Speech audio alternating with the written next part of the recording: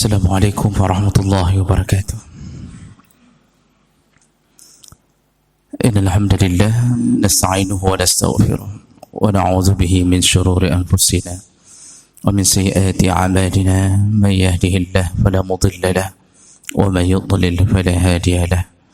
أشهد أن لا إله إلا الله وحده لا شريك له وأشهد أن محمدا عبده ورسوله الكريم. اللهم صل وسلم على نبينا المصطفى محمد وعلى آله وأصحابه أجمعين. أما بعد، رب اشرح لي صدري ويسر لي أمري واحلل عقدة من لساني yafqahu qawli. Segala puji bagi Allah, kemudian salawat dan salam kepada Rasulullah, pada keluarga dan seluruh sahabat-sahabatnya yang Allah muliakan insyaAllah. Bapak Ibu yang telah berhadir karena mengharapkan surga Allah dan berusaha menjauhkan diri dari neraka Allah, mudah-mudahan segala perjuangan kita tercatat di sisi Allah Subhanahu wa taala. Bapak Ibu yang dimuliakan Allah Subhanahu wa taala, Ramadan ini Allah peruntukkan untuk mendidik seorang hamba agar mudah menuju ke surganya. Jadi bayangkan bagaimana kasih sayang Allah kepada hamba yang tidak bosan-bosannya mengulang-ulang pendidikan agar hamba bisa mudah mendapatkan surganya. Dan ini bisa kita lihat dari salah satu hadis Nabi sallallahu alaihi wasallam. Hadis ini riwayat Tirmizi dengan derajat yang sahih. Ada yang mengatakannya hasan, dari Shaddad bin Al-Had radhiyallahu anhu qala Rasulullah sallallahu alaihi wasallam, Rasulullah berkata, inna fil jannati ghurafan, kata Rasulullah, di dalam surga itu ada ghuraf. Jadi Rasulullah sudah melihat keadaan surga ketika Rasulullah di Isra' Mi'rajkan. Termasuk pemandangan yang dikasih yang diberikan kepada Rasulullah adalah surga dan neraka. Nah, kemudian Rasulullah menggambarkannya. Kata Rasulullah, dalam surga itu bukan hanya tanah lapang begitu saja, tapi surga itu di dalamnya ada ghuraf, ada ruangan-ruangan, ada bangunan-bangunan. Nah, kemudian bagaimana bentuk bangunan itu? Kata Rasulullah, tura duhuruha min butuniha wa butunuha min duhuriha. Surga itu punya ruangan, dan ruangan itu kamar-kamar atau rumah-rumah, bentuknya apabila dilihat dari luar maka tembus pandang ke dalam. Apabila lihat dari dalam, tembus pandang keluar. Jadi suasananya semuanya tembus pandang. Tentunya ada orang yang mengira kalau tembus pandang berarti tidak nyaman kita tinggal di surga. Kita membayangkan kehidupan di dunia, rumah kita yang sudah kita buat dinding saja masih dicoba-coba untuk diintip. Jadi kita terbayangkan kehidupan di surga kok bisa tembus pandang, berarti diintip sana, diintip sini. Nah, disinilah pemahaman harus diperbaiki bahwa Allah sengaja ciptakan suasana rumah di surga itu tembus pandang, menunjukkan begitu amannya, begitu nyamannya. Bapak Ibu maka Allah, kalau kita punya rumah dengan tanah seluas 1000 hektar, bisa bayangkan luas tanah 1000 hektar, Pak, bukan 1 hektar. Lalu rumah kita berada di tengah, yang miliki kita. Lalu kita punya pagar tinggi di luar sana, tidak ada orang yang bisa memasukinya. Maka kita bisa melakukan apapun untuk rumah kita. Nah, begitulah bayangan rumah tembus pandang. Itu menunjukkan tidak ada yang mampu melihat ke dalam kecuali pemilik rumah. Jadi jangan bayangkan ada orang yang mampu memanjat dinding surga lalu mengintip rumah tetangganya, tidak ada.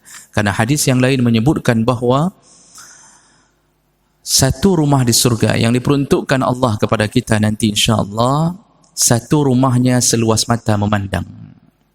Jadi luasnya rumah seluas mata memandang. Apakah Allah tidak mampu melakukan itu? Allah mampu melakukannya, dan kecil bagi Allah.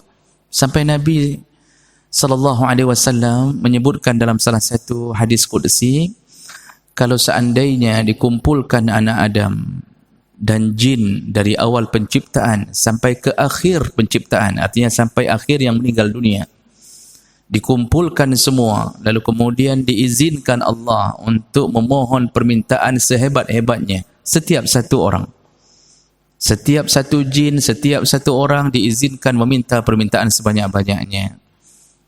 Apa yang terjadi? Allah berkata, aku akan mengabulkan semua permintaan mereka, dan setelah kukabulkan semua permintaannya, yang keluar dari diriku, kata Allah, hanya seperti jarum yang ditarik dari samudra. Setelah dikabulkan Allah, ini hadis qudsi ini ditulis dalam Riyadhus Shalihin, riwayat Bukhari Muslim. Setelah dikabulkan Allah semua permintaan, baru terambil dari sisi Allah seperti jarum yang ditarik dari samudra. Jadi samudra masih tertinggal milik Allah, yang baru habis hanya satu tetes air yang jatuh dari jarum. Makanya Allah itu rahmatuhu wasi'at kulla syai'. Rahmat Allah itu mencakupi segala-gala. Kecil bagi Allah membuat itu. Jadi jemaah maka Allah Subhanahu wa taala, ini Nabi ingin gambarkan dulu suasana rumah di surga. Dalam hadis yang lain disebutkan bahwa pernah Rasulullah mengatakan, rumah-rumah di surga itu batu-batanya dari emas dan perak. Batu-batanya dari emas dan perak, Pak. Kita hari ini mau beli emas sebesar batu bata, Pak, meninggal dulu baru dapat. Habis meninggal pun belum tentu dapat. Isteri kita memimpikan dapat emas sebesar bata, tidak dapat. Di sana rumah itu semua batu batanya, dindingnya emas dan perak. Pasir adukannya yakut, mutiara-mutiara. Dan karpetnya terbuat dari za'faran. Wanginya jangan ditanya. Masya Allah. Itulah rumah kita yang nanti. Maka bersabarlah sementara di tipe 36 di rumah ini. Ya. Yang penting taat saja ke Allah. Apabila azan berbunyi, datanglah. Allah akan ganti rumah itu. Ya. Bagi kita yang mungkin terus-terusan sewa menyewa rumah, ya, kemudian kita pindah dari satu rumah ke rumah yang lain, yang penting taat ke Allah, akan berakhir segala-galanya. Toh rumah sebesar apapun, pasti kalau bukan ditinggalkan oleh pemiliknya, maka dihancurkan waktu kiamat. Maka jemaah melakukan Allah, Nabi sedang berusaha membuat gambaran, inilah contoh surga. Tapi gambaran itu tidak benar. Apa maksudnya tidak benar? Tidak benar seperti aslinya. Karena tidak ada sesuatu yang bisa ditamsilkan. Jadi untuk menggambarkan yang sebenarnya itu tidak ada contoh barang. Makanya Nabi hanya menggambarkan sebatas yang mampu ditangkap oleh manusia. Jadi bahasa Nabi, batu batanya emas dan perak, itu terbayang seperti emas hari ini. Yang sebenarnya tidak begitu. Yang sebenarnya lebih daripada itu. Ya, makanya bahasa-bahasa dalam Al-Quran ketika menggambarkan surga, itu semuanya tidak mewakili yang sebenarnya. Waktu Allah menyebutkan jannatin tajri min tahtihal anhar, itu hanya bahasa Allah untuk membuat manusia bisa nangkap sedikit bahwa di bawah rumah-rumah kita itu ada sungai-sungai mengalir. Yang sebenarnya tidak begitu. Yang sebenarnya lebih dahsyat, Bapak Ibu maka Allah. Lebih hebat. Karena Rasulullah pernah mengatakan, surga itu tidak pernah dilihat oleh mata, tidak pernah didengarkan oleh telinga, tidak pernah terlintas dalam pikiran. Jadi apapun yang kita bayangkan tetap salah. Makanya kita nanti begitu masuk surga, kita semua takjub dan begitu ridhanya terhadap pemberian Allah. Ridha sekali. Ya. Kenapa ridha, Bapak Ibu? Enggak nyangka, masa hanya dengan mendatangi masjid-masjid Allah di 5 waktu, hanya dengan menahan lapar dari jam imsak subuh sampai menjelang berbuka maghrib, lalu kita taat sedikit kepada Allah. Hanya sebulan Allah minta untuk melakukan tarawih, qiyamul lail, hanya sebulan untuk i'tikaf, hanya 10 hari untuk i'tikaf lah. Tapi Masya Allah, pembalasan Allah tidak nyangka begitu balasannya. Makanya semuanya akan rida dengan pemberian Allah. Jadi jemaah melakukan Allah Subhanahu Wa Taala. Nah, Nabi setelah menggambarkan suasana itu, sahabat, faqama a'rabiyun, bangunlah seorang Arab Badui, lalu bertanya ke Rasulullah, liman hiya ya Rasulullah? Untuk siapa rumah itu ya Rasulullah? Lihatlah gaya sahabat kalau bertanya, Bapak Ibu. Sahabat itu kalau bertanya, dia tanya langsung, rumah itu untuk siapa ya Rasulullah? Maksudnya kami ini masuk enggak ke dalam situ? Apa amal kami yang bisa kami lakukan untuk mendapatkan rumah? Jadi pertanyaan-pertanyaan sahabat adalah pertanyaan-pertanyaan orang yang merindukan surga. Jadi sahabat enggak nyambung nanya, ada garasi di samping atau tidak? Terus di belakang kebunnya seluas mana? Nanti pohonnya pohon apa? Nanti kita bisa beternak atau tidak? Mau pelihara ayam kembali di surga maksudnya? Nah, jadi Bapak Ibu maka Allah, tidak ada pertanyaan itu. Yang ditanya, untuk siapa ya Rasulullah? Mereka rindu untuk mendapatkan itu. Ini gaya sahabat bertanya Bapak maka Allah. Makanya beberapa hadis itu dijawab, menjawab pertanyaan sahabat. Kenapa? Sahabat ingin segera bersama Nabi, ingin segera masuk surga. Makanya sahabat kalau bertanya, ayul a'mal afdal, amalan apa yang paling afdal ya Rasulullah? Rasulullah jawab. Lalu di waktu yang lain sahabat bertanya, ayyus sadaqati a'zam, sedekah mana yang paling hebat ya Rasulullah? Kemudian di pertanyaan yang lain, ya Rasulullah, dullani ala amalin yudkhilani al-jannah, tunjukkan aku amal yang bisa memasukkan aku ke surga. Seorang pembantu Nabi, Rabi'ah bin Malik, ketika Rasulullah berkata, wahai Rabi'ah, mintalah sesuatu dariku. Kata Rabi'ah, ya Rasulullah, izinkan aku terus mengabdi kepadamu sampai ke surga. Jadi semua pertanyaan-pertanyaan mengharap surga. Kalau mereka sudah bertanya, dijawab Nabi, langsung diamalkan. Ini ciri sahabat. Kalau sudah bertanya, sudah dijawab, langsung diamalkan. Makanya mereka berlomba-lomba berbuat kebaikan setelah mendengarkan pertanyaan, setelah mendengarkan jawaban Nabi. Kadang-kadang orang hari ini Masya Allah ikut pengajian malam, Pak, itu macam pertanyaan keluar, Ustaz, apa hukumnya makan riba? Malam nanya riba, bengah bertipe ke bank. Ya. Ibu-ibu bertanya apa hukumnya cukur alis, sudah dijawab cukur alis itu terlaknat, besoknya ibu itu pula yang cukur alis. Sudah dijawab tentang enggak boleh pakai baju ketat, tidak boleh ini, haram hukumnya. Pertanyaan Masya Allah, tetapi setelah dia tahu, dia langgar. Jadi jemaah maka Allah, Rasulullah ditanya, untuk siapa rumah itu ya Rasulullah?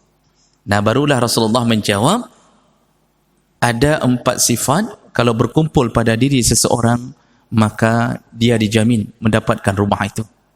Siapakah mereka? Yang pertama, liman atabal kalam. Ya. Selama hidup di dunia, tutur bahasanya bagus. Jadi kalau bicaranya baik, dia tidak berbicara dengan hal-hal yang dilarang Allah. Dia tidak berbohong, tidak bersumpah palsu, tidak caci maki, tidak ngupat, tidak menyakiti perasaan orang, tidak menghina, tidak merendahkan. Pembicaraannya bagus. Kalaupun dia bercanda, maka candaannya dalam keadaan canda yang sopan. Nah, ini tipe pertama orang yang akan masuk ke dalam surga. Mulut bagus, ya, lidah dijaga. Nah, kadang-kadang kita ini lupa menjaga lidah. Salat jamaah bagus, Masya Allah. Puasa luar biasa Senin Kamis.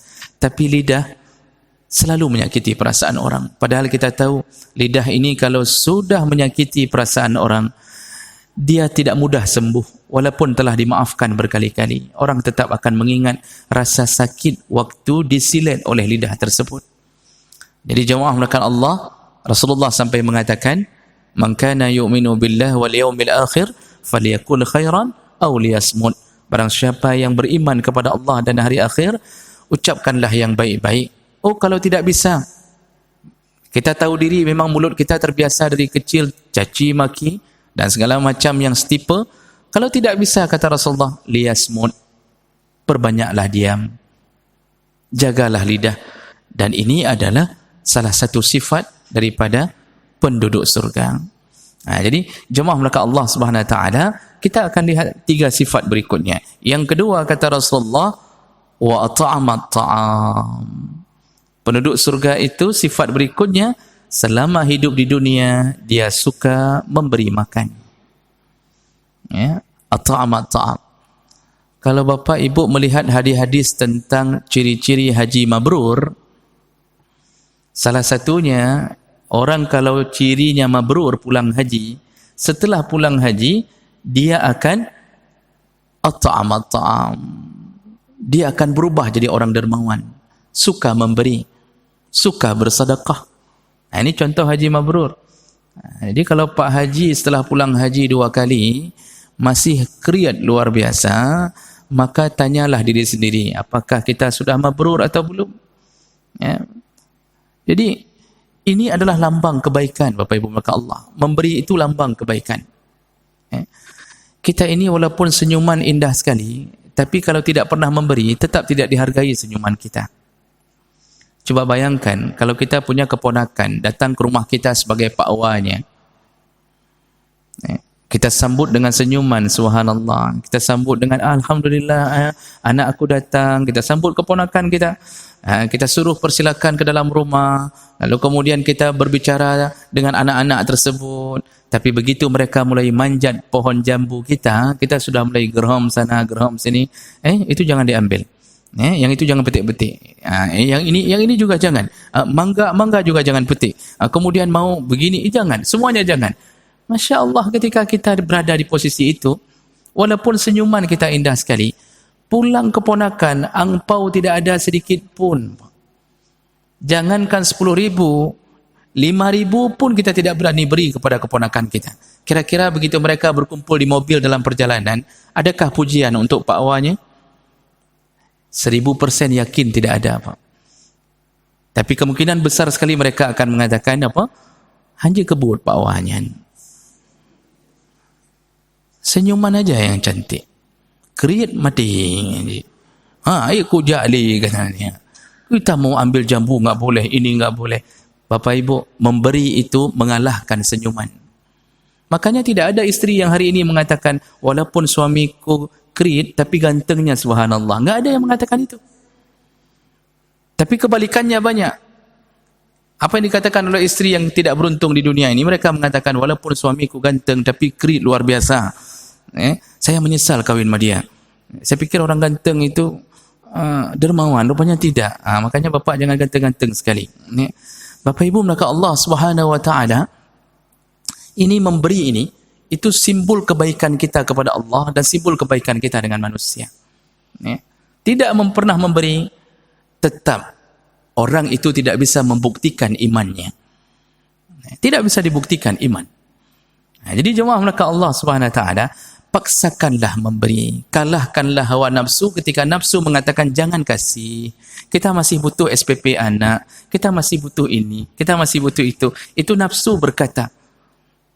Ketika berjejer uang yang merah, biru, hijau di dalam dompet kita, nafsu berkata cari yang biru yang paling kecil dulu, 1.000 itu.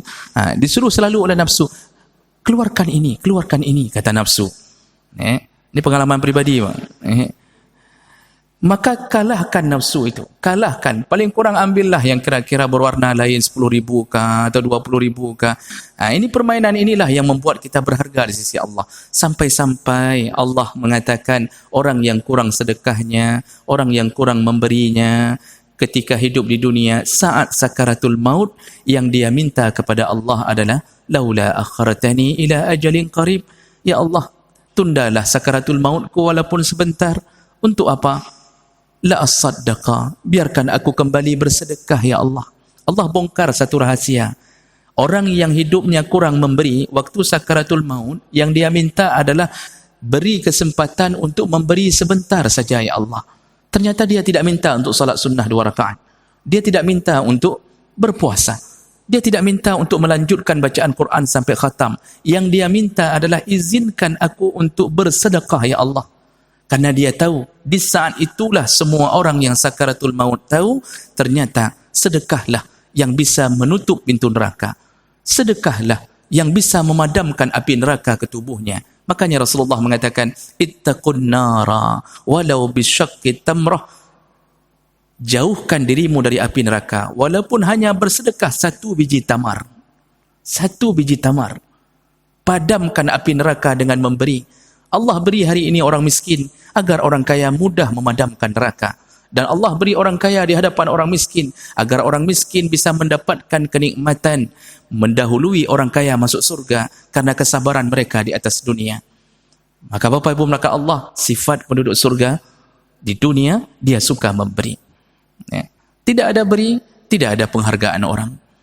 Jadi jemaah melakukan Allah Subhanahu Wa Taala, sifat ini tadi baik tutur bahasa, kemudian suka memberi. Ini dua-duanya diajarkan di dalam Ramadan. Jadi dalam Ramadan paling pantang bicara jorok.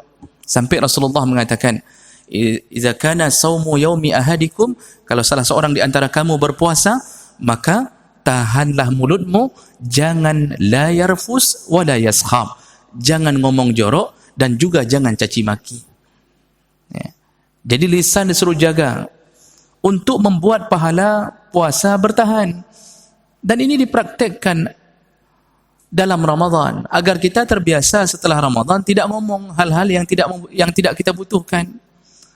Masalah memberi, Masya Allah, diajarkan dalam Ramadan. Sampai Aisyah mengatakan, Rasulullah itu di luar Ramadan jawad. Rasulullah itu dermawan sekali di luar Ramadan. Ketika Ramadan bertambah-tambah dermawannya seperti karrihil mursalah, seperti angin yang berhembus. Bayangkan angin berhembus tidak berhenti bersedekah.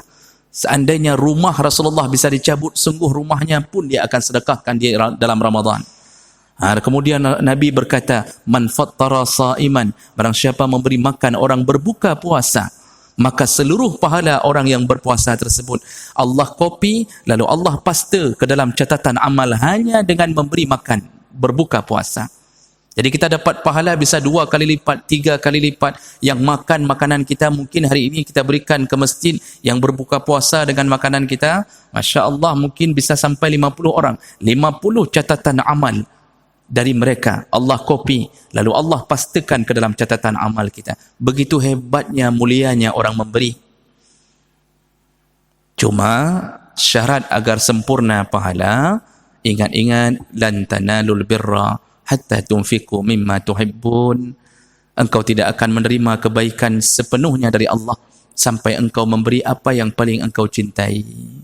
Jadi kalau beli risol tu, beli bakwan untuk orang berbuka, beli yang 2,000 yang isinya sempurna.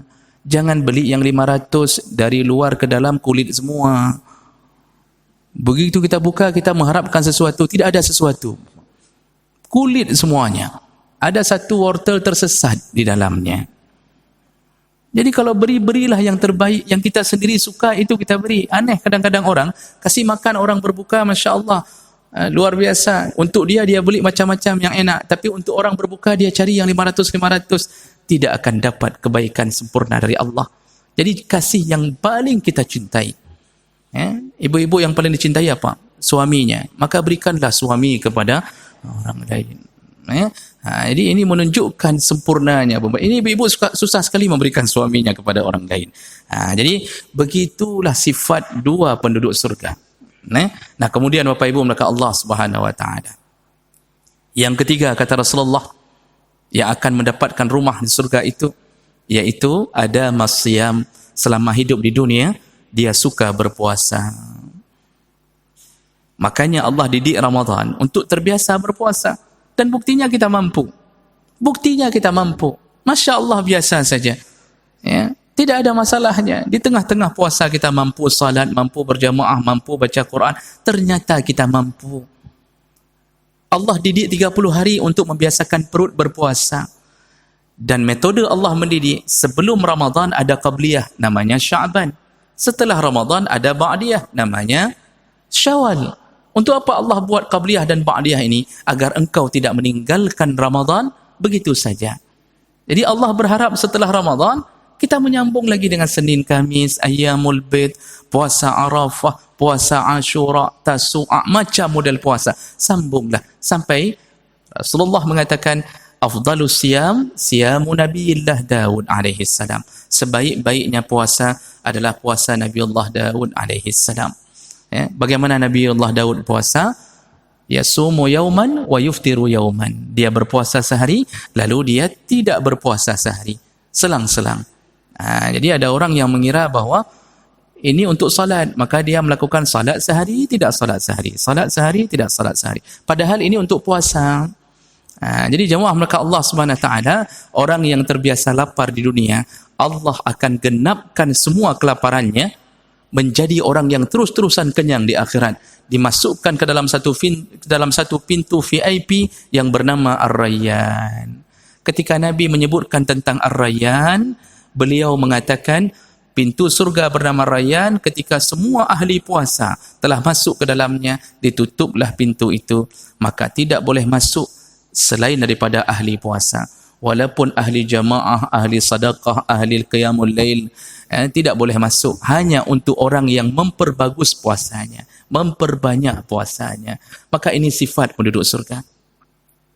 Yang terakhir, Bapak Ibu maka Allah, sifat yang terakhir yang digambarkan Nabi dari penduduk surga adalah wasalla bil-laili lillah wan nasu niyam.